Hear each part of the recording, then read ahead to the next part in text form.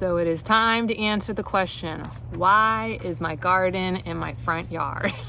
It's Vlogmas, and my gift from me to you is I am doing a whole series of extra videos between Thanksgiving and Christmas answering all your questions. So this is an Ask Me Anything, and you guys have been putting in a lot of questions. And Lori V Garden Journal said, my husband would like to ask, why did you put your garden in your front yard instead of the back?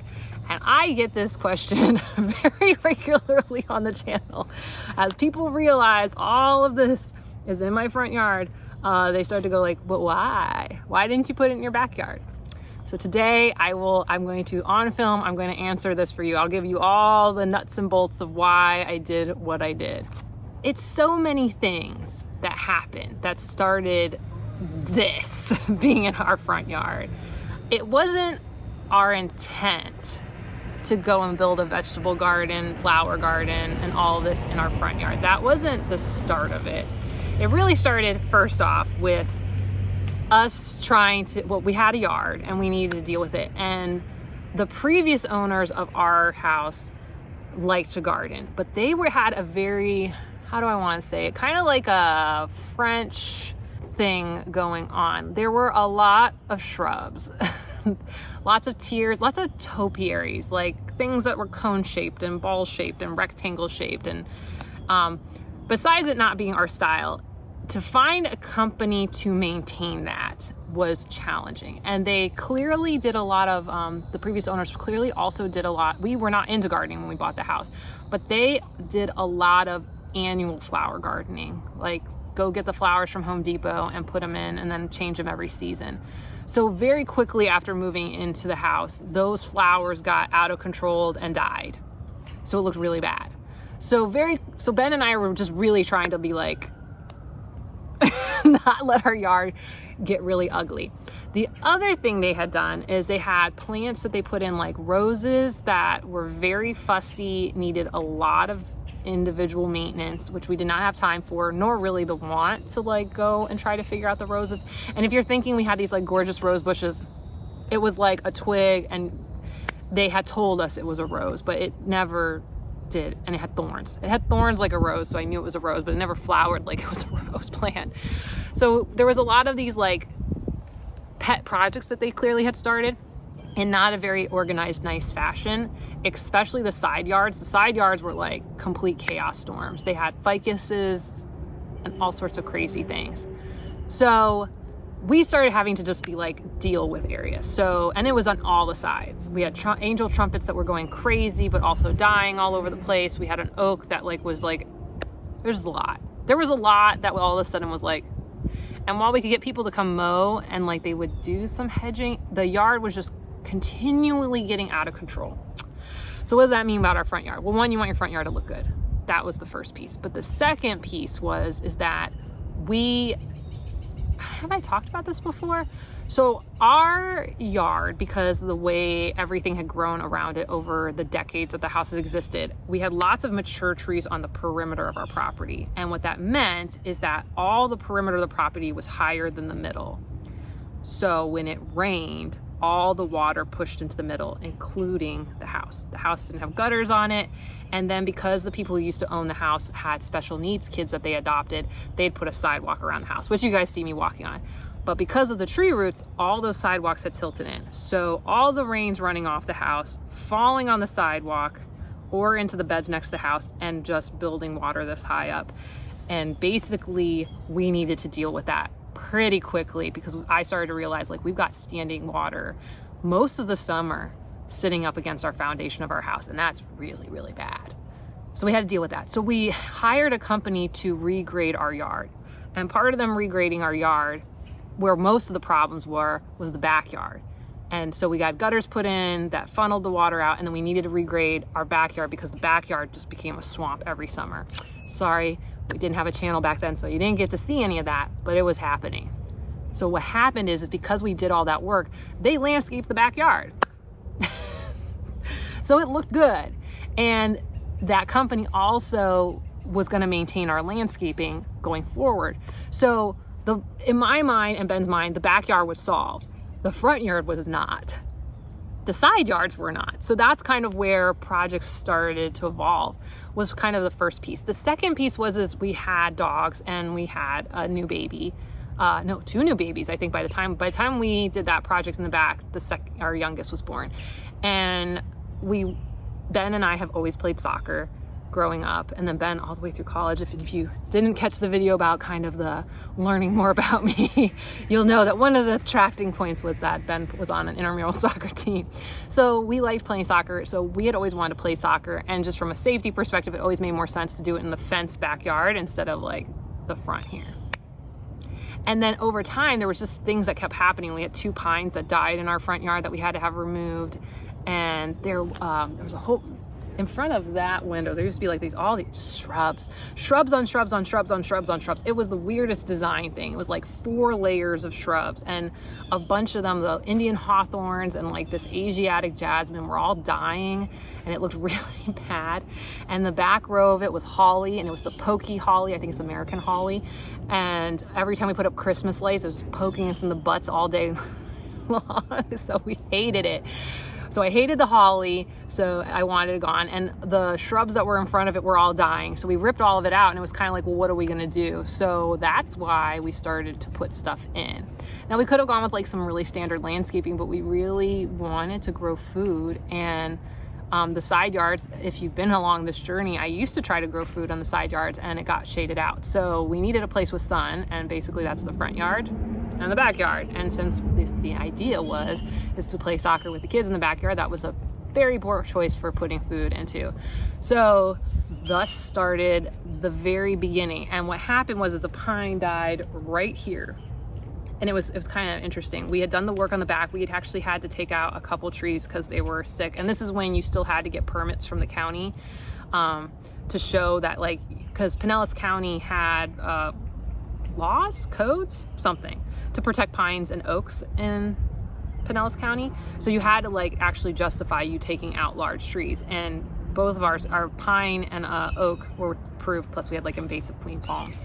And so we had those taken out because they were dying. We didn't know. We actually came, we were like, hey, we just need some basic maintenance stuff done. And he came back and he was like, so that pine there and that oak there. And during his walk around, he said to us, the pine that was right here, he said, that one's gonna go too, but you probably got a few years. And it was like a year to the day. I walked out the front door to walk the dogs. I looked up and I went, all the needles look brown.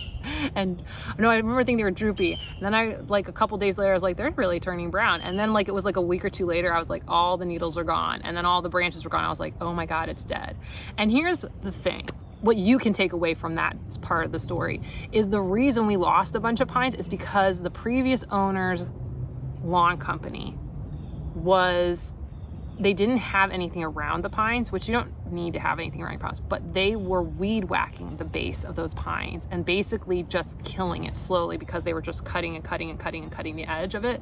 So if you looked at the pines back then, they had these huge indentations. It's part of the reason why I did a butterfly garden around one of the pines, is because I was trying to like put something to stop them from killing these pines slowly.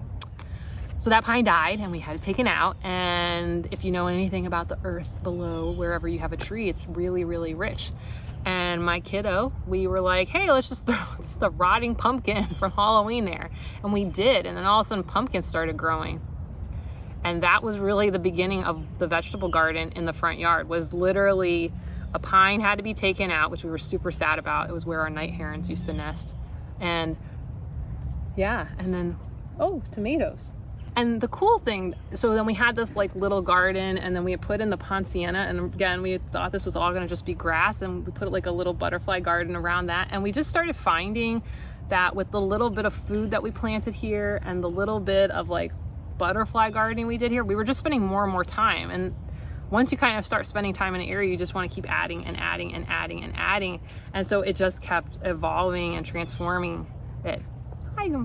And so it just kept evolving over time. And then really what I was talking about with like Ben being like, you need to pace yourself, don't go crazy with like trying to do all this gardening. What really became the idea is like, let's get the front yard to a place where we like it before we really touch the backyard and move anything in the backyard. Because after a while, understanding some of the impacts of lawns and everything, we started being like, well, we don't want to have lawns long term, but maybe we have a space in the backyard for soccer. Fun times.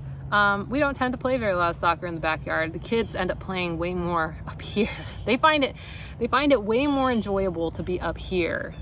And the other thing is because a lot of gardening happens in the cooler months, it's actually really nice because you interact a lot more with neighbors, because where you are is just feet from the street. And so when we're up here doing work, you know, the amount of neighbors that we run into and build relationships with and start chatting, whether it's about gardening or, you know, who's moving into the neighbor, who's moving out, what's that thing over there, did you see, blah, blah, blah, blah. Neighbor talk, neighbor fun times. So we've built a lot of relationships with neighbors actually because we're in our front yard. So I know where there's like I just feel like a lot of people, they put it in their backyard, and I don't think people know how much they actually miss because they put it away in the back. And then when they go and they work on it, they're away in the back. And so it's actually really, really nice when you're in your front yard. You actually interact way more, way more with your neighbors, because everybody who's walking their dogs, or they're going on bike rides with their kids, they're going for walks with their kids. Our retired neighbors, you know, they just like to go on little strolls. And also they can see the change that you're making. So, I mean, people see there's lots of butterflies around. I don't have to tell you that. You can just like, they're around. And I know it's caused a lot of people to change their walking and biking routes in the neighborhood because they like to see what's happening. I won't say it always looks good like this right now. It's looking a little sad. We've had a couple cold fronts and all these subtropical, tropical plants are like, you know, so that I'm not always like, keen, but I think that's the cool thing. And I think sometimes, you know, people will shy away from it, but some of your best gardening spaces, you know, from a sunlight perspective or like having the right things, sometimes it's your front yard.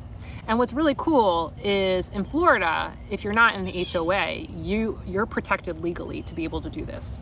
So you can grow vegetables, you can grow, you know, your native plants, you can kind of have these atypical gardens, but especially food plants, you are legally protected under Florida Senate Bill 82, which I'm a big fan of. Went into place July 1st, 2019. So there was all these other pieces that kind of over time it kept creeping. But you know what, I was thinking about it because I was like, when could you guys go back and see what sort of looked like back in the day?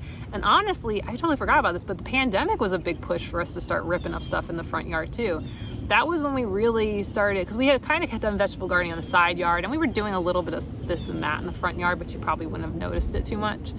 But the pandemic, yeah, when that started and the grocery shelves started going like bare, and I work in supply chain. I've worked in manufacturing for a long time for food, and I was seeing and hearing not only what was on the news, but I was hearing a lot in the background about what was going on with the supply chain.